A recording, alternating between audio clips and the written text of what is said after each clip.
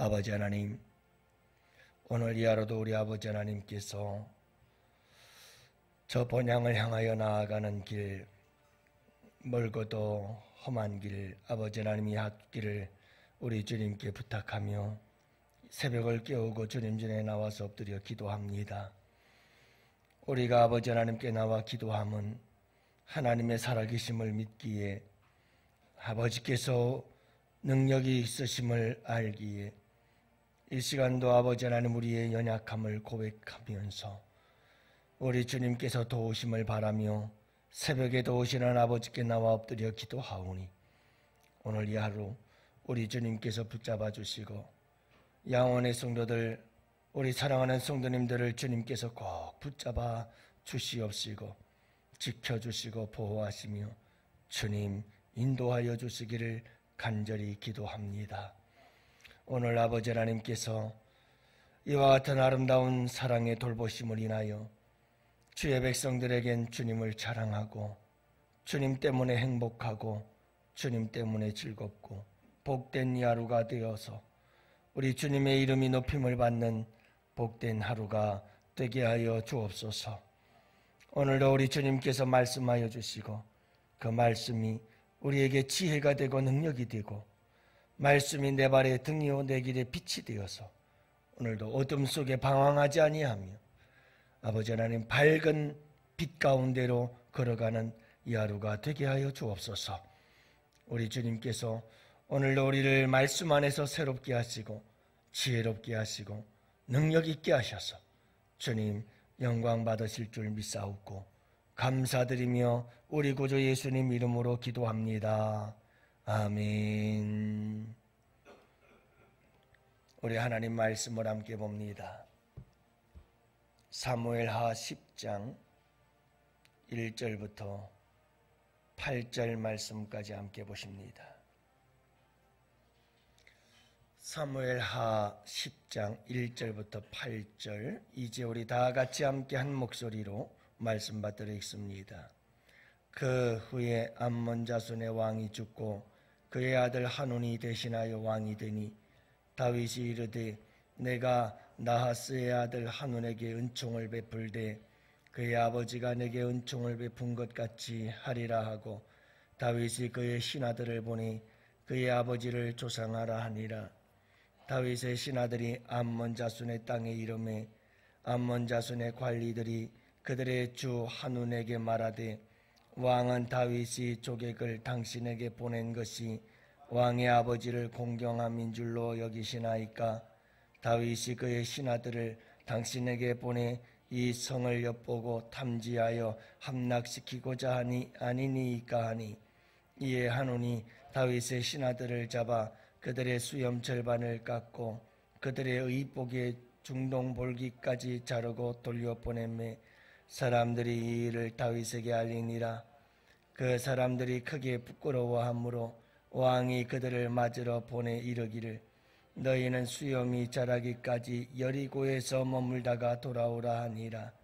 암몬 자손들이 자기들이 다윗에게 미움이 된 줄 알고 암몬 자손들이 사람을 보내 벳누홉 아람 사람과 소바 사람의 보병 2만 명과 마아가 왕과 그의 사람 1000명과 도읍 사람 12,000명을 고용한지라.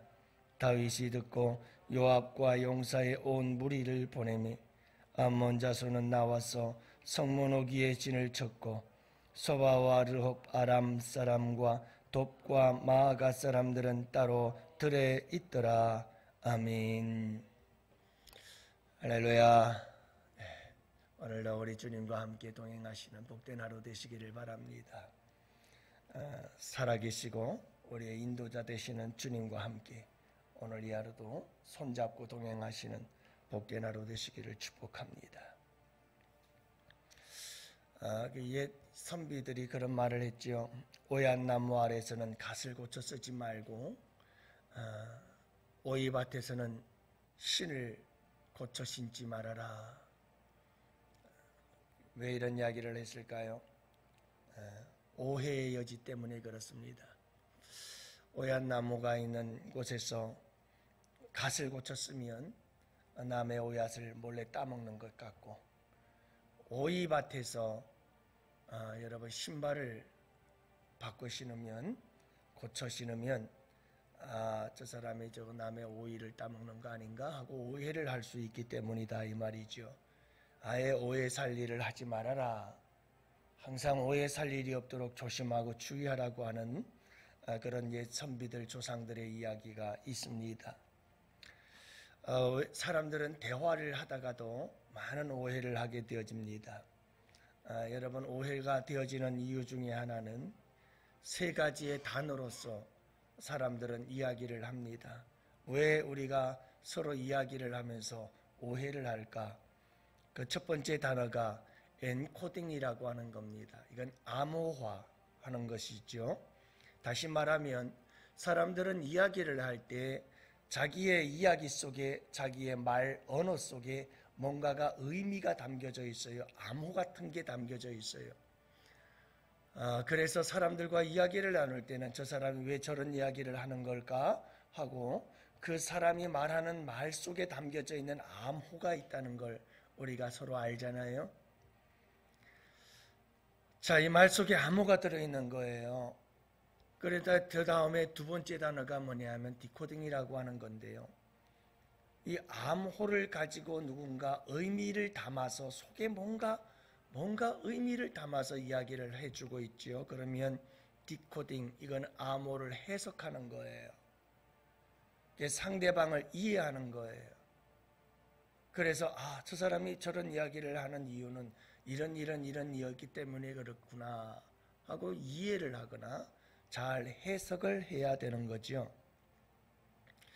말 속에 담겨있는 상대의 마음, 말 속에 담겨져 있는 상대방의 의도, 그리고 목적이 뭔가 하는 이 암호를 잘 해석하고 이해를 해야 한다는 겁니다. 여러분, 우리가 누군가의 말, 누군가의 이야기를 들을 때 항상 그 속에 담겨져 있는 의미가 무엇인지를 알아야 하지요. 우리가 성경을 이렇게 말씀을 읽고 설교를 들을 때에도 하나님께서 하신 이 말씀 속에는 뭔가 의미가 있어요. 엔코딩이 있어요. 근데 이걸 잘 몰라요. 그래서 말씀을 배우고 공부하고 기도하고 준비한 목사님을 통해서 이 말씀의 암호 해독이, 디코딩이 이루어지는 거죠.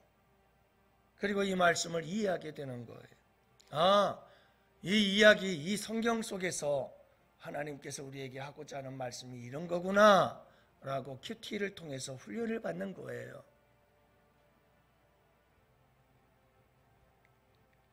그 다음에는 피드백이라고 하는 게 있습니다. 여러분, 피드백은 이 이야기가 이런 말씀, 이런 의미를 가지고 있었구나, 이런 동기와 이런 목적을 가지고 있었구나 하고 암호화를 잘 해석을 하고 이해를 하게 되어지면 그 다음엔 나에 대한 생각을, 의견을 전달하는 거죠. 나는 이렇게 생각한다 라고 하는 내 생각을 주고받는, 이렇게 해서 세 단계를 거쳐 대화가 이루어지게 되는데, 문제는 사람들이 대화를 할 때 어떤 사람들은 너무 어려운 암호를 사용한다는 말이에요. 자기 자신은 너무 잘 알아요. 분명해요. 뚜렷해요. 그런데 도저히 상대방이 그 이야기의 의도를 알 수 없는 너무 어려운 암호를 사용해요. 그리고 상대방이 그걸 알아주기를 바라고 이해해 주기를 바라는데 그게 안 되면 오해가 생기는 거예요. 또 한 가지는 상대방의 이와 같은 의도, 이런 엔코딩, 그 속에 담겨져 있는 의미, 목적, 동기, 왜 이 사람이 이런 말을 하는 걸까? 라고 깊이 생각을 안 해요. 아무런 생각 없이 이야기를 나누는 거죠. 심지어 상대방의 이야기를 들으려고 하지 않고 내가 하고 싶은 말만 다 머릿속에서 생각하고 있다가 상대방 말도 다 끝나기도 전에 가로채서 내 얘기부터 하려고 하는, 그 속에서 서로 끊임없는 오해가 생겨나게 되는 거지요. 우리는 너무너무 서로의 마음을 몰라요. 이게 인간의 한계예요. 그래서 자꾸 오해가 생겨요. 작년 12월이었죠. 포항에서 택시 사고로 사망한 여대생이 있었어요.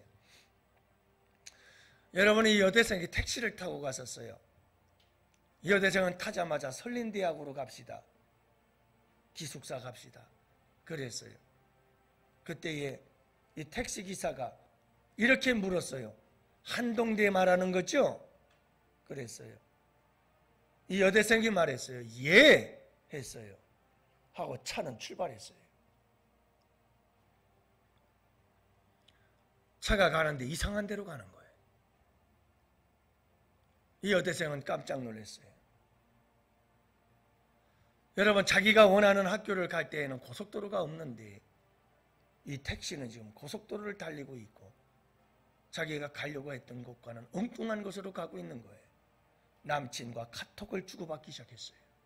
내가 택시를 타서 설렌데를 가자고 했는데 그쪽으로 가는 데는 고속도로가 없는데 지금 택시가 고속도로를 달리고 있고 엉뚱한 곳으로 가고 있어.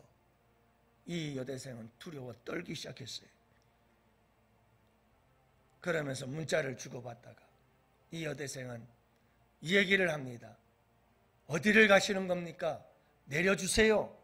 그런데 기사는 아무 대답도 없이 계속 가는 길을 가고 있어요. 그러자 그는 채 1분도 되지 않아 그렇게 속도를 내어 달리는 차에서 문을 열고 뛰어내리고 말았어요. 그리고 2차 사고가 났어요. 뒤에서 달려오던 차가 이 여대생을 다시 한번 쳐버리고 말았어요. 그래서 그는 죽고 말았습니다. 경찰이 조사를 했어요. 알고 보니 여러분, 그 당시에는 코로나였어요. 앞에 기사도 뒤에 여대생도 마스크를 쓰고 있었어요. 그러다가 거기에다가 여러분, 운전석과 뒷좌석 사이에는 가림막까지 쳐져 있었어요. 거기에다 고속도로를 달리고 소리가 나서 그 차 소리 때문에 여러분, 소리가 들리질 않았어요. 이렇게 서로 의사 전달이 이루어지지 않고 서로가 오해가 되어져서 이런 비극적인 일들이 일어나게 되어진다는 거예요. 여러분, 우리의 삶 속에 얼마나 많은 오해로 인한 비극들이 일어나는지 몰라요. 정말 너무 많아요. 여러분들이 인생을 살면서 수도 없이 경험했잖아요. 너무 오해가 많아요. 우리는 프레임이라고 하는 책에 대한 이야기를 제가 언젠가 했나요? 전에 있던 교회 권사님 한 분이 책을 늘 선물해 주셨습니다. 프레임이라고 하는 책을 사주시더군요. 여러분, 그 책에 이런 이야기가 나와요. 교수님 한 분이 너무너무 시간이 급해졌어요. 아침에 늦었어요. 강의를 해야 되는데 급하게 와서 주차장에 주차를 하려니 주차장에 주차할 곳이 없어요. 근데 막 찾다 보니까 저 구석에 차 한 대를 댈 만한 자리가 있는데 라인에서 이게 정상적으로 될 수가 없는, 이렇게 옆으로 삐뚤게 될 수밖에 없는 그런 주차장 공간이 하나 사서 거기다 차를 댔어요. 그리고는 급하게 뛰어올라가 강의를 마치고 점심시간이 되어서 동료들과 함께 식사하러 가는 길에 여러분, 주차한 그곳을 지나게 되었습니다. 그런데 동료 교수가 그 차를 댄 모습을 보고는 잔뜩 야단을 치고 욕을 하는 거예요. 도대체 저 차 주인은 어떤 사람이기에 차를 저 따위로 삐뚤게 됐느냐 나는 거예요. 점심시간이 되자 사람들이 쭉 옆에 있는 차들이 빠져나간 거예요. 그러니 여러분, 한번 상상을 해보세요. 라인이 탁탁 그려져 있고 뒤에 차는 아무도 주변엔 차도 없는데 차 한 대가 여러분 삐뚤게 탁 갖다 대놨다고 생각해 보세요. 이 교수는 그것만 보고는 이 차에 대해서 막 욕을 퍼붓는 거예요. 차를 저 따위로 대놨다고 야단을 치는 거죠. 언젠가 제가 들어오는 바로 입구에 차 2대가 되게 되어 있습니다. 거기에 제가 차를 반 가운데에다 대놨습니다. 항상 저는 일부러 그렇게 대놓습니다. 왜냐하면 여러분, 바깥쪽으로 차를 대놓으면 차가 돌아서 들어올 때 커브를 꺾을 때 굉장히 불편하고 저쪽 인도로 들어가야 돼요. 그래서 그쪽에는 차 한 대만 댈 수 있도록 평소에는 주차 금지 있잖아요. 그걸 갖다 놓기도 했었습니다만 항상 그걸 또 치우고 갖다 차를 대놔요. 그랬더니 어느 날 한 번은 어떤 분이 나한테 딱지를 붙였더라고요. 차를 똑바로 대놓으세요.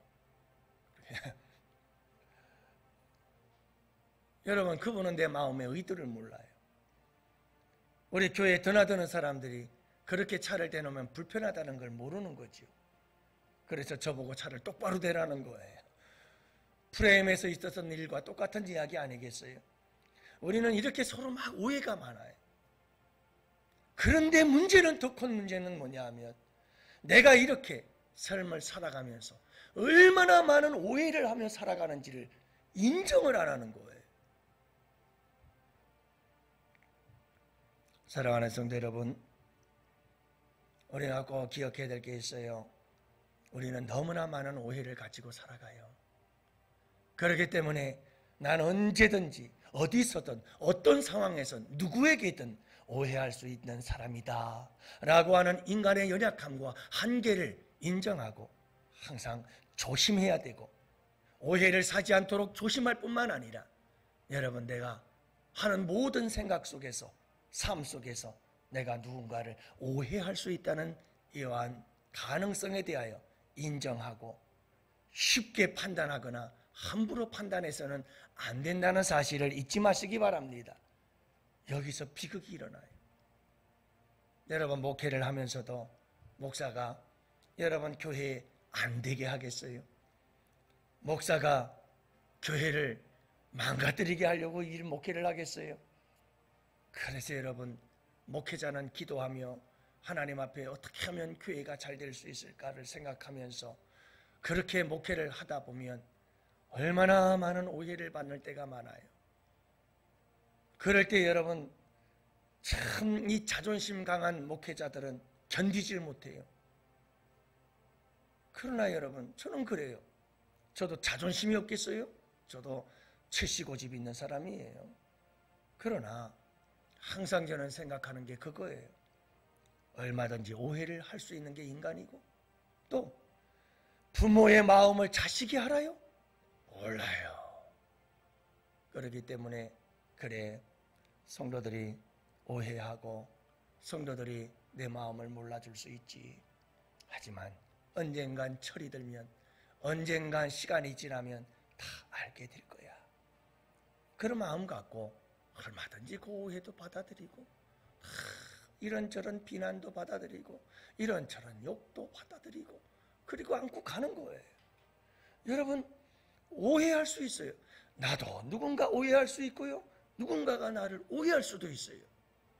서로 조심하고 주의하고, 그러면서도 여러분, 나에 대한 누군가의 오해는 받아들이고 이해하고 수용할 줄 아는 이런 넓은 마음이 우리 가운데 있어야 되는 줄 믿으시기 바랍니다.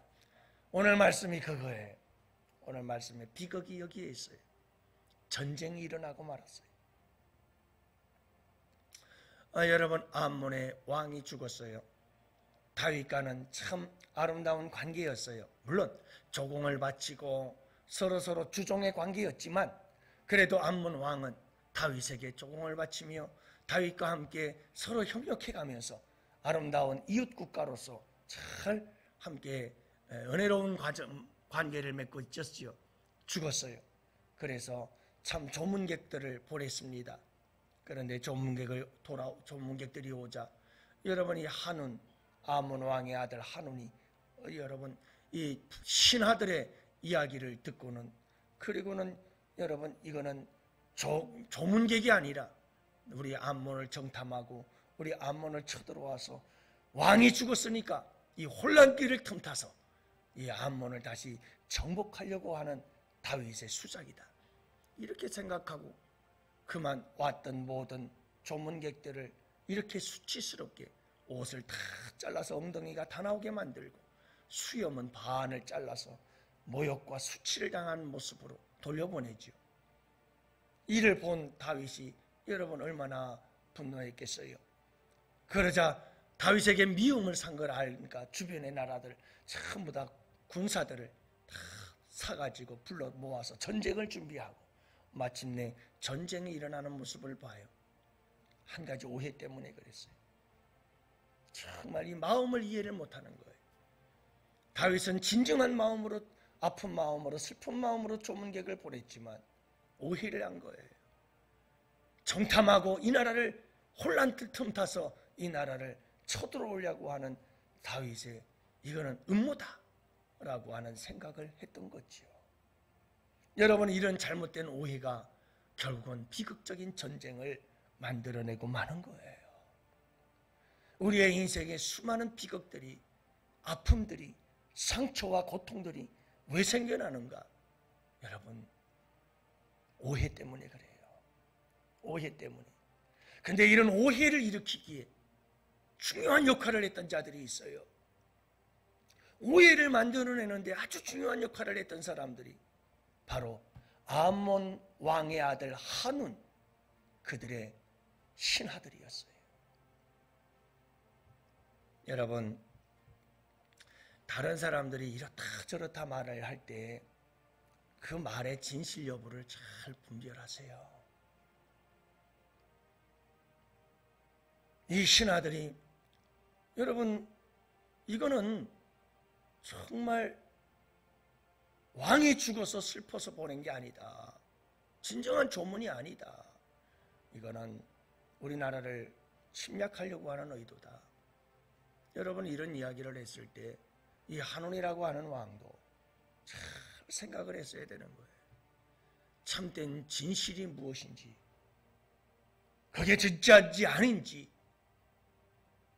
여러분, 그냥 바로 이 신하들의 이야기를 듣고는 그게 진짜인 줄 알고, 그래서 이런 비극적인 일들이 자꾸 일어나거든요. 여러분, 우리 꼭 기억하세요. 내가 실제로 목격하거나 내가 직접 듣지 않은 이야기에 대해서는 여러분 절대로 그 말을 함부로 받아들이지 마세요. 진위를 몰라요. 우리는 참과 거짓을 몰라요. 그러면서 그걸 오해를 하게 되어지면 자꾸 문제가 생겨나기 시작하는 거예요. 오늘 이 하루를 살아갈 때 여러분이 오해라고 하는 두 단어를 잊지 마세요. 그리고 오늘 하루를 살아갈 때 여러분 서로 오해가 될 일은 조심하고 또 조심하세요. 그러면서도 모든 사람들에 대해서 우리는 항상 생각할 게 하나 있어요. 모든 사람들이 나에 대해서 오해할 수 있다 하는 인간의 이 연약함과 한계를 여러분 우리가 꼭 기억하고, 여러분 우리가 엔코딩, 디코딩 잘 해야 돼요. 그리고 피드백을 잘 해서 서로 오해가 생겨나지 않도록, 여러분이 오해를 풀기 위해서 우리에게 가장 중요한 것은 대화예요. 대화를 해야 돼요. 이 대화가 단절이 되면 여지없이 오해가 생겨나요. 그래서 자꾸 서로 대화를 할 수 있어야 됩니다. 서로 암호를 잘 해석해야 돼요. 그리고 여러분 자신의 한계를 인정할 줄 알아야 되고요. 그렇게 해서 오늘 이 하루도 서로 오해 없는 아름다운 관계들을 만들어가고 우리의 삶에 풍성함과 행복함이 넘치는 복된 하루의 삶이 되실 수 있기를 주님의 이름으로 축복합니다.